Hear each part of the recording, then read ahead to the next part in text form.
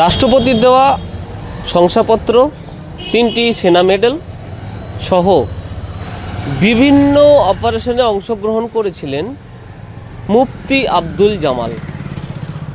তিনি ভারতীয় সেনার মেডিকেল অফিসার হিসাবে নিযুক্ত ছিলেন। দীর্ঘ 23 বছর 2 মাস তিনি ভারতীয় সেনাতে চাকরি করেছেন। তারপরেও কিন্তু তার নাম এসআইআরের তালিকায় ডিলিটেড। তিনি আক্ষেপের সুরে বলেছেন, যে দেশের হয়ে আমি কাজ করলাম, যে দেশের হয়ে বিভিন্ন যুদ্ধে অংশগ্রহণ করেছি, বিভিন্ন অপারেশনে অংশগ্রহণ করেছি, সেই দেশ আজকে আমাকে ডিলিটেড তালিকায় রেখে দিয়েছে। তিনি এও বলেন, ভারতবর্ষের সেনাবাহিনীতে যখন তিনি কাজ করেছেন, রাষ্ট্রপতির শংসাপত্র পেয়েছেন, পাসপোর্ট আছে, সমস্ত ডকুমেন্ট তিনি আছেন। স্বাধীনতার সময় যে তিনি এখানকার বাসিন্দা ছিলেন সেই তথ্যও তার কাছে রয়েছে, তিনি তথ্য জমাও দিয়েছিলেন। তারপরেও কিন্তু তার নাম ডিলিটেড। তিনি বলছেন, কি করে হয়, আমি যে দেশের হয়ে কাজ করলাম সেখানে রাষ্ট্রপতি অনুমতিপত্র রয়েছে, তারপরেও তার নাম এসআইআর তালিকায় ডিলিটেড। তিনি আক্ষেপের সুরে আরও বলেন, সমস্ত তথ্য দিয়েছি, কেন ডিলিট?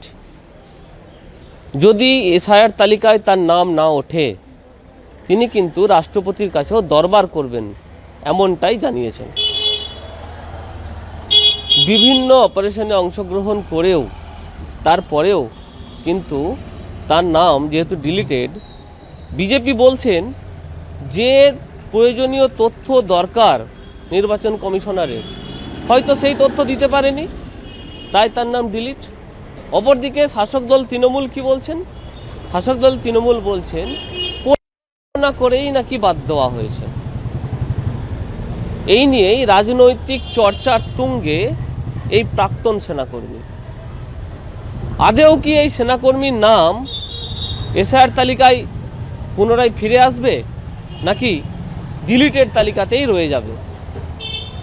তাকিয়ে আছে আরামবাগবাসী, কবে উঠবে সেই তালিকায় নাম, নাকি তাকে রাষ্ট্রপতির কাছে দরবার করতে হবে? এখন দেখার এটাই। আমি একজন রিটায়ার্ড আর্মির জেসিওস। তো এছাড়াও আমার তো এখানে জন্ম। আমার জন্ম থেকে আমি এখানে সার্ভিস করি। 23 ইয়ার্স 2 ডেজ আমার সার্ভিস। আমি প্রথমে আমার AMC armed forces medical college, সেখান থেকে আমি গ্র্যাজুয়েশন কমপ্লিট করি। কমপ্লিট করার পর বিভিন্ন কমান্ড হসপিটালে আমি সার্ভিস করেছি এবং বিভিন্ন ক্ষেত্রে, ইভেন কি কার্গিল, অপারেশন পবন, অপারেশন বিজয়, অপারেশন ব্লু স্টার, সব জায়গাতেই আমাদের যেহেতু মেডিকেল সার্ভিসেস, আমরা সব জায়গায় এটা সার্ভিস করেছি উইথ কালার সার্ভিস। আসার পরে আমি এখানে ধরুন 2003-এ আমি ভলেন্টিয়ার রিটায়ারমেন্ট নিয়েছি। নেবার পরে আমি এখানে স্বনামধন্যের সঙ্গে ভালো চিকিৎসা ব্যবস্থার সঙ্গে যুক্ত হয়ে কাজ করছি আমি। তো আমার যে জন্ম 1963, তার আমার ডকুমেন্টস, আমার ওখানকার ভোটার লিস্ট, তাছাড়া আমার দলিল, ধরুন আমাদের 1947-এর আমি পুরানো একটা দলিল পেয়েছি, যেটা আমাদের বংশপরস্পতি সম্পত্তি, সেখান থেকে।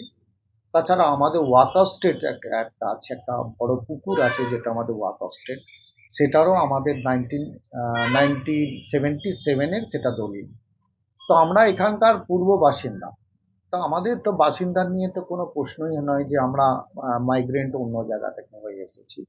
তাছাড়া আমাদের এখানে আমার ভাই সকলে আছেন, আমার মা বাবা সকলে, আমার ছেলে মেয়ে সকলেরই আছে। কিন্তু হঠাৎ করে দেখলাম, আমার এখানে আমি ভোট দিয়ে আসছি, আজকে ধরুন 2003 থেকে কন্টিনিউ ভোট দিয়ে যাচ্ছি, কিন্তু হঠাৎ করে এবারে দেখলাম আমার ডিলিটেড করা হলো। কি কারণে হলো এটা আমি নিজেও জানি না। দেখুন, এটা আমি এর আগে বারবারই বলছি, এটা নির্বাচন দপ্তরের কাজ, আর নির্বাচন দপ্তর সেটা কাজ করিয়েছে রাজ্য সরকারকে দিয়ে। এটা কাজটা সম্পূর্ণভাবে গাফিলতি করেছে রাজ্য সরকার। রাজ্য সরকার তার ডেটা এন্ট্রির যে কর্মচারী যাদের রেখেছে তারা গাফিলতি করেছে এবং সঠিক আইডেন্টিটি ওনার দিতে পারেনি, তাই ওনার নাম এসআইআর থেকে বাদ গেছে, ট্রাইব্যুনালে গেছে। কিন্তু যেটা মূল বিষয় হচ্ছে, মূল বিষয় নির্বাচন দপ্তর কাজটা করিয়েছে রাজ্য সরকারকে দিয়ে। রাজ্য সরকারের কর্মচারীরা এই কাজ করতে পারেনি, এটা রাজ্য সরকারের কর্মচারীদের লজ্জা। লজ্জার, এর চেয়ে দুর্ভাগ্যের, এর চেয়ে দুঃখের কিছু হতে পারে না। এবং ভারতবর্ষের একজন নাগরিকের জাতীয়তাবোধ, স্বদেশ প্রেম, স্বদেশ প্রীতি এবং আত্মবলিদানের যে প্রয়াস, সেই প্রয়াসটাই কিন্তু প্রশ্নচিহ্নের মুখে হয়ে যাচ্ছে। যে একজন দেশভক্ত নাগরিক, সামরিক বাহিনীর জওয়ান, তিনি বারবার যে বিজয়গুলো ভারতবর্ষের গৌরবের পালকে বারবার সম্মানিত করেছে, কার্গিলের যুদ্ধ, Vijay operation, Pawan operation, blue star operation, সেগুলোতে এটা আমি বলবো যে এটা গণতান্ত্রিক যে ব্যবস্থা, তার যে কফিন, সেই কফিনের শেষ পেরে করতে দেওয়ার একটা অপচেষ্টা।